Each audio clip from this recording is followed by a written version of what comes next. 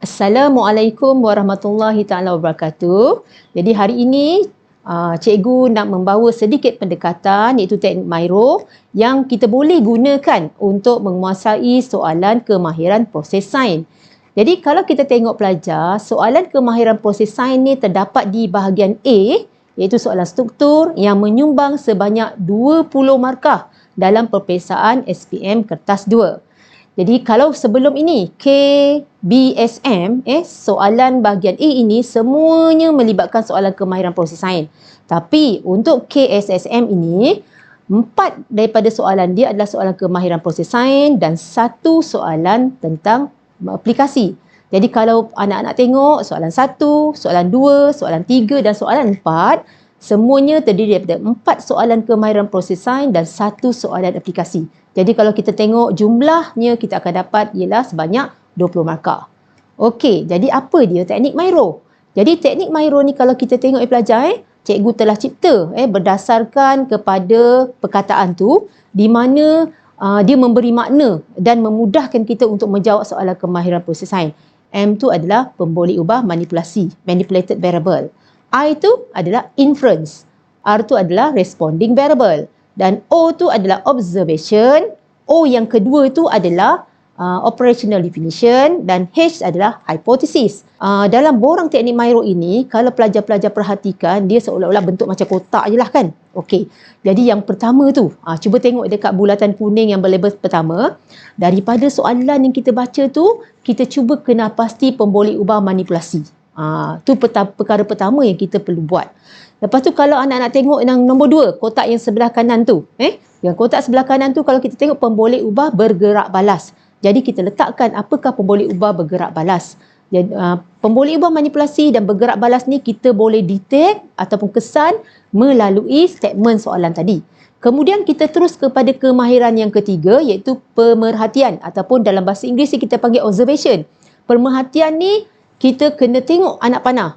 Cuba pelajar tengok anak panah cikgu. Anak panah cikgu ke atas, ke nombor 2. Bermakna dalam pemerhatian ni mesti ada pemboleh ubah manipulasi yang nampak. Kemudian kita pergi kepada membuat inference. Untuk membuat inference, cuba anak-anak tengok anak panah atas tu. Jadi anak panah tu menunjukkan kita kena rujuk pemboleh ubah manipulasi untuk membuat inference.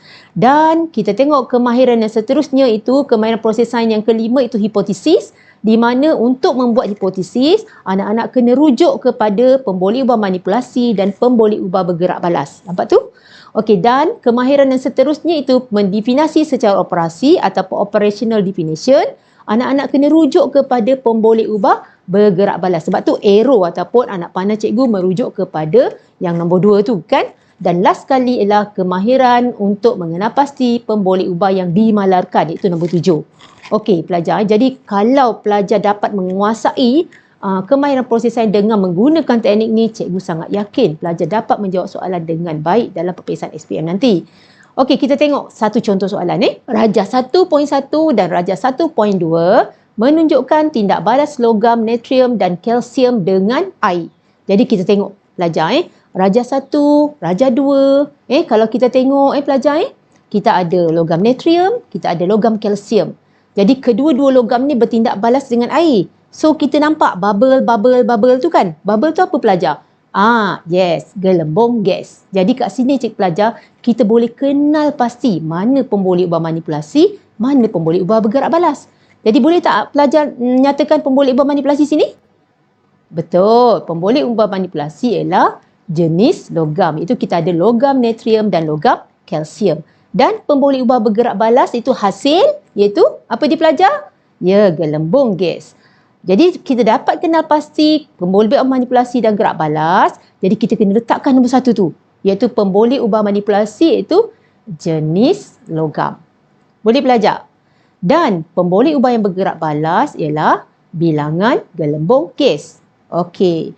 2 pemboleh ubah ni kita dah kenal pasti sangat bagus kerana ini starting ataupun permulaan untuk kita menjawab soalan kemahiran proses sains yang lain. Kemudian sekarang kita nak menjawab soalan kemahiran proses sains tentang pemerhatian. Jadi anak-anak ingat untuk membuat pemerhatian, pelajar mesti menyatakan 2 perkara. Ini kunci dia. Yang pertama ialah pelajar mesti menyatakan pemboleh ubah bergerak balas yang nampak dan bandingkan. Jadi kita cuba tengok, apakah pemboleh ubah gerak balas yang kita nampak dengan mata? Iaitu bilangan gelembung gas, kan? Okey, jadi bilangan gelembung gas kita nampak itu pemboleh ubah bergerak balas. Yang kedua, kita kena bandingkan. Jadi anak-anak tengoklah untuk Raja 1.1 dengan Raja 1.2, mana pemboleh ubah, mana bilangan gelembung gas dia lagi banyak. Senang je kan? Itu adalah elemen menjawab soalan pemerhatian. Ingat dua je tips, iaitu nyatakan pemboleh ubah bergerak balas yang nampak dan bandingkan. Jadi dah tentulah jawapan dia seperti ini. Ini contoh jawapan anak-anak. Anak-anak boleh nyatakan apa-apa jawapan, yang penting makna dia sama. Contohnya yang cikgu bagi sini, bilangan gelembung gas Raja 1.1 lebih banyak daripada Raja 1.2. Jadi anak-anak tengok kat situ, kita ada pemboleh ubah bergerak balas nampak dan kita ada elemen pembandingan. Jadi bila anak-anak menjawab soalan pemerhatian ada dua perkara ini, maka anak-anak akan dapat markah penuh, iaitu 1 markah. Boleh belajar? Okey, baik. Jadi sekarang kita pergi kepada kemahiran seterusnya, iaitu tentang inference. Apa inference ni? Selalu kita dengar orang kata inference sebab kan? Jadi kita nak menyatakan inference ni, kita kena memberitahu apa sebabnya bilangan gelembung gas itu banyak. Jadi sebab tu kalau kat sini kita boleh nyatakan bahawa bilangan gelembung gas lebih banyak kerana kita rujuklah jenis logam. Jadi kenapa dengan logam tu? Kerana logam natrium lebih aktif daripada logam kalsium. Sebab itulah bilangan gelembung gas lagi banyak. Jadi inilah jawapan dia, iaitu bilangan gelembung gas lebih banyak kerana logam lebih reaktif. Ataupun anak-anak boleh jawab macam cikgu cakap tadi, iaitu bilangan gelembung gas lebih banyak kerana logam natrium lebih banyak daripada logam kalsium. Boleh anak-anak? Okey, sekarang ni kita pergi kepada kemahiran yang seterusnya, iaitu membuat hipotesis. Kalau anak-anak perhatikan seperti yang cikgu cakap di awal tadi, untuk membuat hipotesis anak-anak kena lihat arrow yang cikgu bagi, iaitu pemboleh ubah manipulasi dan pemboleh ubah yang bergerak balas. Jadi pemboleh ubah manipulasi adalah jenis logam dan pemboleh ubah bergerak balas adalah bilangan gelembung gas. Jadi macam mana nak buat ayat untuk mengaitkan pemboleh ubah manipulasi dan bergerak balas tu? Ya betul. Jadi logam natrium lebih reaktif berbanding dengan logam kalsium. Itulah jawapan dia. Boleh pelajar? So kalau kita tengok kat sini hipotesis kita ada jenis logam iaitu logam natrium dan logam kalsium, dan kita ada pemboleh ubah bergerak balas iaitu lebih reaktif. Tadi cikgu beritahu kan, sekiranya bilangan gelembung gas banyak bermakna tindak balasnya lebih reaktif. Okey, boleh anak-anak? Okey pelajar. Sekarang kita tengok kita tengok kemahiran yang keenam. Berdasarkan eksperimen yang diberikan, dia kata berikan definisi secara operasi logam reaktif. Okey, ini selalu pelajar bermasalah nak jawab. Okey, jom kita jawab sama-sama. Okey, apa dimaksud logam reaktif? Logam reaktif adalah kita mulakan logam reaktif. Kita mulakan apakah perkara yang kita nak definisikan, iaitu logam reaktif. Okay, logam reaktif adalah bahan, itu kata tengah dia, kata sambung dia. Kata sambung dia ada banyak lah. Jadi untuk situasi ini kata sambung dia bahan. Bahan apa? Yang kita terus rujuk kepada arrow cikgu tu. Itu arrow yang cikgu bagi tu, rujuk kepada pemboleh ubah gerak balas yang nampak. Jadi logam reaktif adalah bahan yang menghasilkan bilangan gelembung gas yang lebih banyak, sebab tadi reaktif, apabila apa? Apabila logam bertindak balas dengan air. Nampak tu anak-anak? Untuk menjawab soalan mendefinisi secara operasi, kita perlu ada 4 perkara. Yang pertama ialah apa yang kita nak definisikan, iaitu logam reaktif.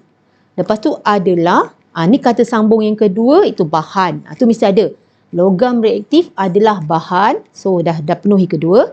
Lepas tu yang ketiga mesti ada pemboleh ubah bergerak balas nampak. Logam reaktif adalah bahan yang ditunjukkan oleh bilangan gelembung gas yang paling banyak. Sebab dia logam reaktif kan?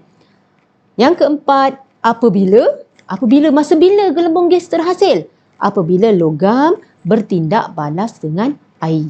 Okey anak-anak, boleh? So seperti jawapan yang cikgu paparkan itu. Okey.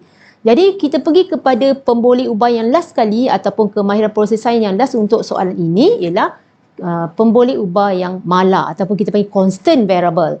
Jadi apakah yang sama dalam eksperimen yang kita tak ubah-ubah? Apa yang sama?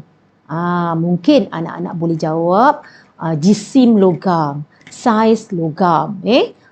Pemboleh ubah mala ni ada beberapa. Antara dia adalah jisim logam. Boleh anak-anak? Ini adalah teknik Mairo yang cikgu perkenalkan kepada murid cikgu yang lemah. Okey, kita pergi kepada contoh yang kedua. Rajah 2.1 dan Rajah 2.2 menunjukkan eksperimen untuk mengkaji kedalaman lekukan yang terhasil. Nampak? Dalam soalan peperiksaan SPM ni, dia punya stem soalan pun dia dah memberi kita idea. Dia kata untuk mengkaji kedalaman lekukan yang terhasil. Yang terhasil tu tentulah yang bergerak balas. Produk kan?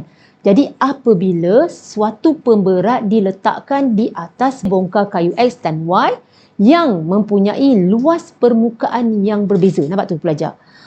Bongkar kayu X dan Y tu pun dia beritahu apa yang berbeza? Luas permukaan yang berbeza. Jadi kat sini, stem soalan tu dia telah terangkan kepada kita bahawa pemboleh ubah manipulasi dan pemboleh ubah bergerak balas kita boleh kesan daripada soalan itu.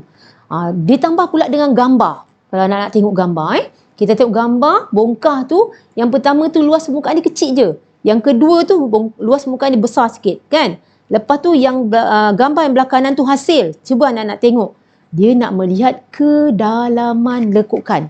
Jadi anak-anak tengok yang atas dengan yang bawah. Yang mana dalam?